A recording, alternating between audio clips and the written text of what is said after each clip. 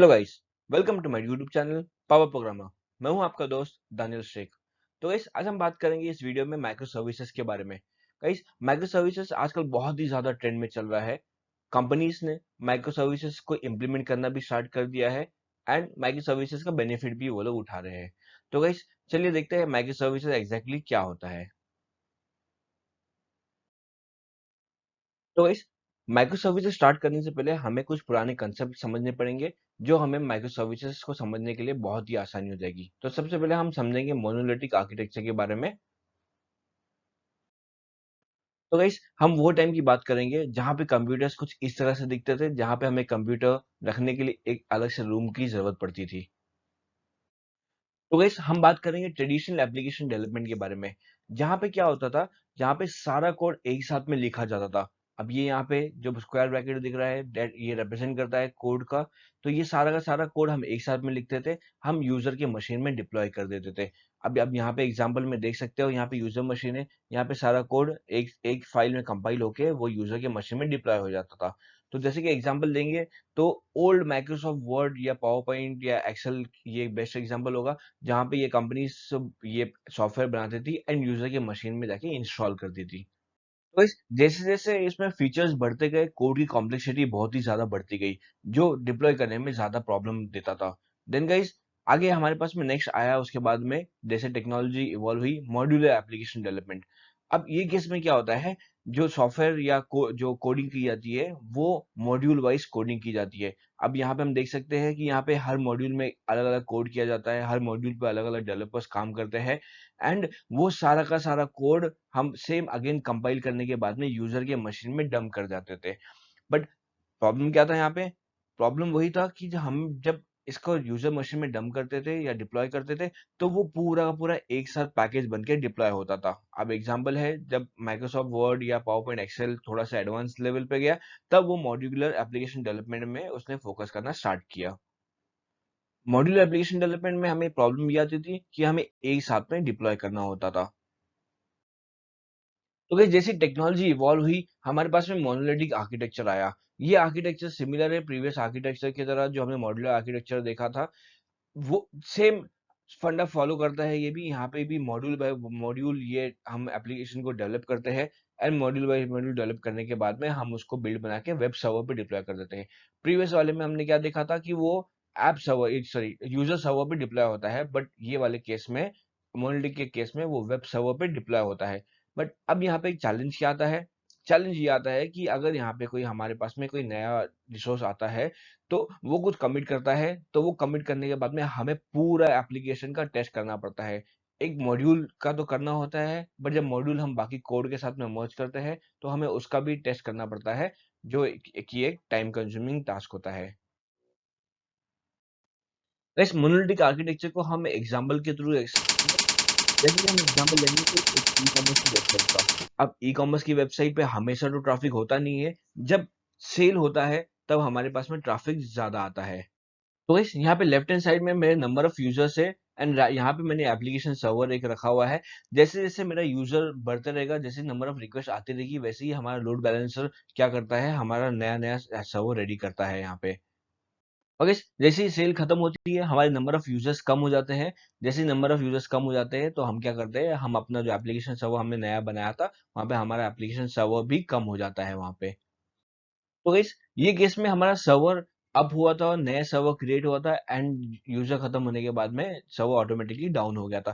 Guys, but आप यहाँ पे हम देखेंगे कि एग्जैक्टली बैकएंड में क्या हुआ था। जैसे गाइस, यहाँ पे हमने एग्जांपल में दिया हुआ है, यहाँ पे हमारा सेपरेट मॉड्यूल से लिस्टिंग का मॉड्यूल दिया हुआ है, प्रोफाइल मॉड्यूल दिया है, रिटर्न मॉड्यूल दिया हुआ है एंड कार्ड का मॉड्यूल दिया हुआ है।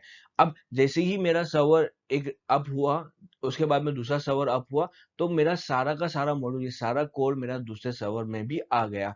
देन तीसरा सर्वर मेरा अप हुआ, देन सारा का सारा कोड मेरा थर्ड सर्वर पे भी आ गया। बट गाइस, मेरे जब सेल चला था, तो मेरे सेल पे सबसे ज्यादा यूज होने वाला लिस्टिंग मॉड्यूल था और मेरा कार्ड मॉड्यूल होता है। Where in profile module and return module का इतना सेल में काम ज्यादा नहीं होता है। तो गाइस, ये केस में प्रॉब्लम क्या हुआ, मेरा पूरा का पूरा कोड एक सर्वर पे गया, देन दूसरे सर्वर पे गया, देन तीसरे सर्वर पे भी मेरा पूरा का पूरा कोड गया।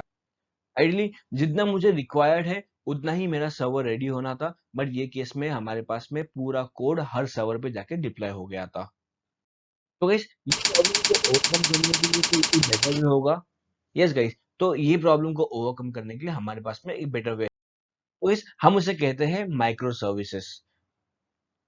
तो गाइस माइक्रो सर्विसेज में क्या करते हैं हम लोग हर एक मॉड्यूल का एक सेपरेट सर्विस बनाते हैं। जैसे हमने अपने प्रीवियस एग्जांपल में देखा था, लिस्टिंग का मॉड्यूल था, हमारा रिटर्न का मॉड्यूल था। तो ये सारे केस के लिए हम लोग एक सेपरेट सेपरेट मॉड्यूल बनाते हैं गाइस। बट हमने प्रीवियस एग्जांपल में देखा था मोनोलिथिक अप्रोच में, वहां पे भी हम सेपरेट सेपरेट मॉड्यूल्स बनाते हैं।